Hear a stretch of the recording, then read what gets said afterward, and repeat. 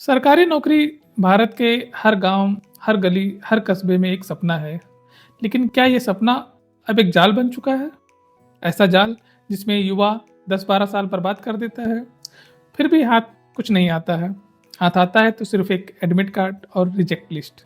आज बात करेंगे उस कड़वी सच्चाई की, जिसे न कोई टीचर बताता है, न कोई कोचिंग सेंटर और न ही वह दोस्त जो खुद भी तैयारी कर रहा है या जो ऑलरेडी सफल हो गए हैं। भारत में हर साल करोड़ों युवा सिर्फ एक ही सपना देखते हैं, सरकारी नौकरी, क्योंकि उन्हें बताया गया है कि सरकारी नौकरी लग गई तो जिंदगी सेट है। पर कोई यह नहीं बताता कि इस तैयारी में जिंदगी ही निकल जाती है। लाखों युवा 5, 6, 7 साल तक तैयारी करते हैं। कुछ तो 35, 36 और 40 की उम्र तक भी तैयारी करते हैं और कोशिश करते रहते हैं। लेकिन क्या आप जानते हैं कि हर 100 में से 99 युवा चयनित ही नहीं होते। इतना ही नहीं, 30 की उम्र तक आते आते मेंटल प्रेशर, फाइनेंशियल स्ट्रेस और सोशल इनसिक्योरिटी इनका दूसरा नाम बन जाता है। बाहर से लगता है कि वह पढ़ाई कर रहे हैं, तैयारी कर रहे हैं, लेकिन अंदर से खालीपन और डर उन्हें खाता रहता है। हर साल करोड़ों बच्चों से जब पूछा जाता है कि क्या कर रहे हैं, तो एक ही जवाब आता है अक्सर, और वह है कि तैयारी कर रहा हूँ। लेकिन वो किस चीज़ की तैयारी कर रहे हैं समझ ही नहीं आता। परीक्षा की या फिर बेरोजगार होने की, बेरोजगारी की। अगर आंकड़ों की बात करें तो साल 2023 में एसएससी सीजीएल में करीब 30 लाख छात्रों ने आवेदन किया था, पर सीटें थी सिर्फ 7,500। मतलब 0.25% से भी कम को सफलता मिली। यूपीएससी, जिसे देश की सबसे प्रतिष्ठित परीक्षा माना जाता है, 2024 में 11.5 लाख उम्मीदवारों ने फॉर्म भरा। प्रीलिम्स क्वालिफाई करने वालों की संख्या थी सिर्फ 14,600 और अंतिम चयन हुआ केवल 1,016 उम्मीदवारों का। यानी सफल होने का प्रतिशत 0.08% से भी कम। इसका क्या मतलब है? इसका मतलब है 99.92% लोग तैयारी कर रहा हूँ बोलते बोलते उम्र पार कर देते हैं, पर नौकरी नहीं मिलती। रेलवे ग्रुप डी की भर्ती में करीब 1.25 करोड़ आवेदन आए थे। कई राज्यों में 1-1 लाख की भर्ती के लिए 20 से 30 लाख आवेदन आते हैं, और जब रिजल्ट नहीं आता तो फिर वही डायलॉग, अभी तैयारी कर रहा हूँ भाई, इस बार नहीं तो अगली बार निकाल ही लूँगा, या फिर इस बार नहीं हुआ तो उसके अगले साल सही, या फिर उसके अगले साल। पर धीरे धीरे यह एक एक साल कब एक दशक में बदल जाता है पता भी नहीं चलता, और तब आप पाते हैं कि आप न नौकरी में हैं न अनुभव में। बस एक बात जो नहीं बदलती वह यह कहना कि तैयारी कर रहा हूँ। 22 से 35 साल यह जिंदगी का सबसे ऊर्जावान और निर्माणकारी उम्र होती है। इसी समय इंसान करियर बनाता है, रिस्क लेता है, स्किल्स सीखता है, सेविंग करता है और निवेश करता है, जीवन जीने के तरीके सीखता है। लेकिन सरकारी नौकरी के पीछे भागता युवा इस पूरे पीरियड को सिर्फ इंतजार और कोशिश करने में बर्बाद कर देते हैं। और फिर जब 35 की उम्र में जाकर कहीं नौकरी मिलती भी है, तो वो व्यक्ति उस व्यक्ति से बहुत पीछे होता है जो 23 की उम्र में ही शुरुआत कर देता है, चाहे वह नौकरी कर रहा हो, बिजनेस या कोई और काम। भले ही कल उसने कम उम्र में शुरुआत की थी, लेकिन छोटी जगह और कम उम्र से शुरुआत करने के बाद भी आज जब वह 35 का है तो इनकम, प्रोफेशन, सेविंग सब में काफ़ी आगे होता है। जो कम उम्र में ही शुरुआत कर देते हैं वह काफ़ी आगे निकल जाते हैं, और सरकारी नौकरी वाला 35-36 की उम्र के बाद भी नौकरी पा भी जाए तो वह जीवन के दौड़ में काफ़ी पीछे रह जाता है। इन सब के पीछे हमारे समाज में सबसे बड़ा रोल होता है पेरेंट्स का। बेटा पढ़ रहा है, सरकारी नौकरी की तैयारी कर रहा है, ये सुनकर वह सालों तक उसे पालते रहते हैं। ना ही बच्चों को, ना ही पेरेंट्स को एहसास होता है कि उनका बच्चा 30-35 की उम्र तक बेरोजगार बैठा है। वो ये नहीं देखते कि हर साल बच्चों का आत्मविश्वास, स्किल और मार्केट में उनकी वैल्यू गिरती जा रही है। वो ना कोई नौकरी कर पाते हैं, ना ही कोई स्किल सीख पाते हैं, क्योंकि उन्हें डर होता है कि अगर नौकरी करने लगेंगे तो पढ़ाई छूट जाएगी और फिर सरकारी नौकरी नहीं मिलेगी। पेरेंट्स को यह समझना चाहिए कि सरकारी नौकरी सबके लिए नहीं बनी है, और हर नौकरी पाना तैयारी से ही नहीं संभव है, बल्कि टाइमिंग से भी जुड़ा है।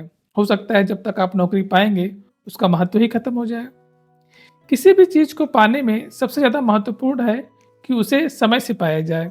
समय निकल जाने पर पाने पर उसका महत्व कम हो जाता है।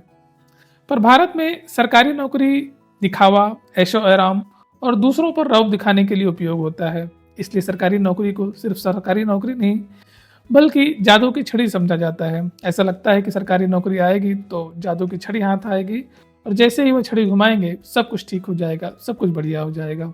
लेकिन यह समझना पड़ेगा कि अगर उम्र निकल जाएगी तो कुछ भी ठीक नहीं होगा, कुछ भी अच्छा नहीं होगा। आरक्षण वालों के लिए और बड़ी समस्या है।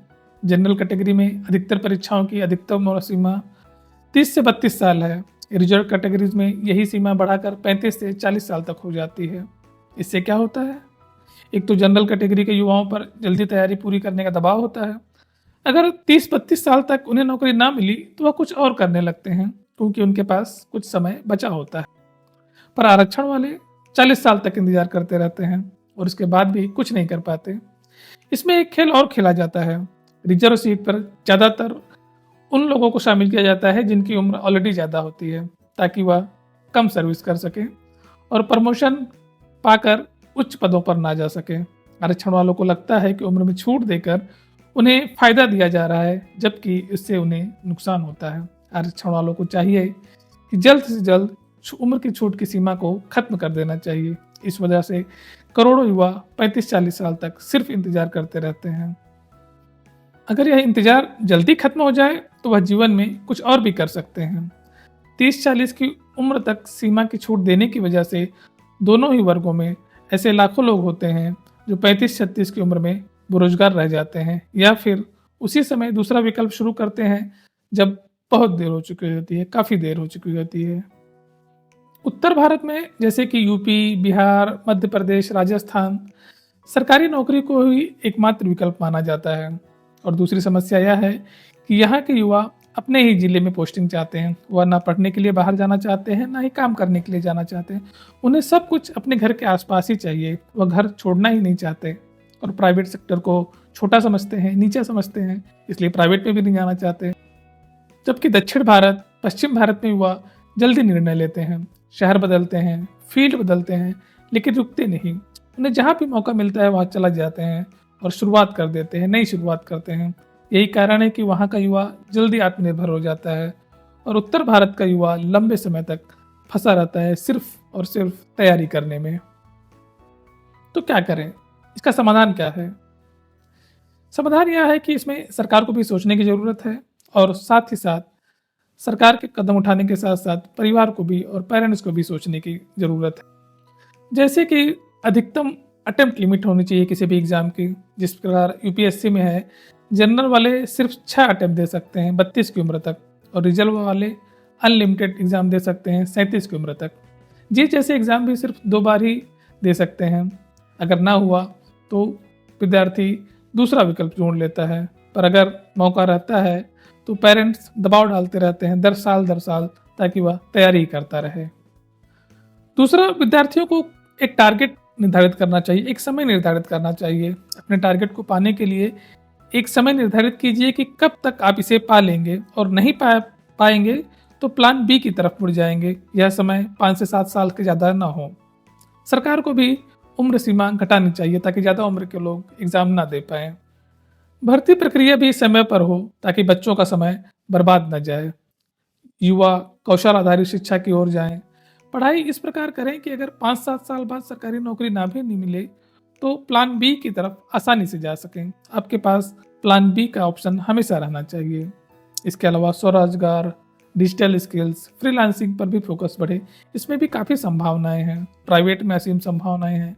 खुद को उसके लिए तैयार कीजिए। आप अपनी एक ब्रांड वैल्यू तैयार कीजिए ताकि जब आप मार्केट में जाएं तो आपको अच्छी जॉब मिल सके, अच्छा ऑफर मिल सके। युवाओं को खुद से सवाल करना चाहिए कि क्या मैं सिर्फ सरकारी नौकरी के लिए जी रहा हूँ? क्या नौकरी करना ही जीवन का अंतिम लक्ष्य है? क्या मैं हर साल सिर्फ उम्मीद लेकर बैठा हूँ? अगर हाँ, तो वक्त है जागने का।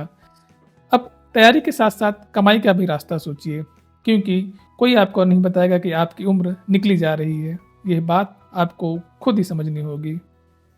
ऐसा नहीं है कि सरकारी नौकरी गलत है, सरकारी नौकरी कोई गलत नहीं है, इसमें कोई शक नहीं है कि यह एक बेहतरीन ऑप्शन है, पर गलत है उसे पाने का तरीका।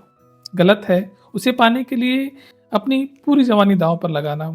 गलत है 22 से 35 साल के बीच का वह गोल्डन पीरियड यूं ही वेस्ट कर देना जहां आप जीवन जीने के तरीके सीखते हैं। गलत है 35 की उम्र तक माता पिता पर निर्भर रहना। गलत है यह सोचना कि मैं तो कुछ और कर ही नहीं सकता, मैं सिर्फ सरकारी नौकरी के लिए बना हूँ या मेरे पास तो कोई और ऑप्शन ही नहीं है।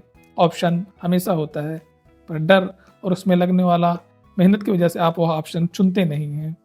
तो यह मत सोचिए कि आपके पास कोई ऑप्शन नहीं है। अगर आप ये वीडियो देख रहे हैं तो एक बार खुद को आईना दिखाइए। क्या आप आज भी सिर्फ फॉर्म ही भर रहे हैं या कुछ अलग करने की हिम्मत दिखा पा रहे हैं? कहीं आप अपने बच्चों का जीवन तो बर्बाद नहीं कर रहे हैं? झूठी शान शौकत के लिए ज़बरदस्ती बच्चों से तैयारी तो नहीं करवा रहे हैं? बच्चों की उम्र तैयारी करने में ना बर्बाद होने दीजिए। देखिए, सोचिए और सोच समझ कर फैसला लीजिए। अगर यह वीडियो आपको अच्छा लगा हो तो बच्चों और पेरेंट्स के साथ शेयर कीजिए। आपकी कोई राय हो तो कमेंट में शेयर कीजिए, क्योंकि शायद आपका शेयर किसी की ज़िंदगी बदल दे। और सब्सक्राइब करिए इस चैनल को ऐसे ही जागरूकता वाले चैनल वीडियो पाने के लिए। धन्यवाद।